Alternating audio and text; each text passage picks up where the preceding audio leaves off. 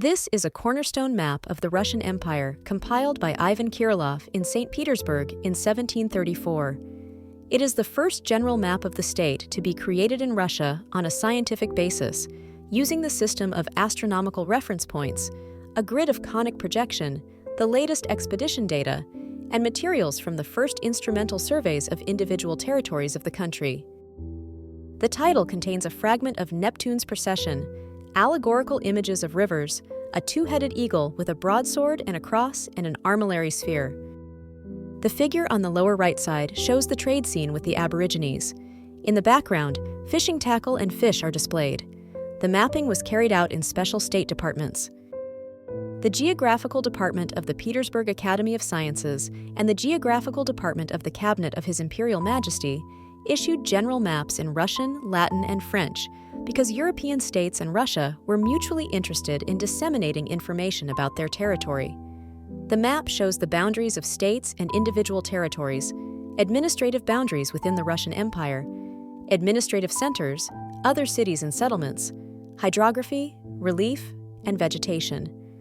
The water resources are most accurately depicted, including rivers, lakes, and even excavated tanks and wells are marked in dry lands. Thematic elements are also widely represented: military and economic objects, fortresses, redoubts, sentries, defensive lines, factories, the settlement of the indigenous peoples in the Asian part, territories of nomadic peoples, and a variety of historical information, ancient settlements, the Great Wall of China. Inscriptions represent all thematic information except clearly localized objects. The map's decoration was given great attention. The thematic cartouches and drawings glorified Russia's military and economic power, glorified the reigning persons, reminded of historical events, told about economic activity and scientific research, and showed the arms of provinces, governorships, and cities.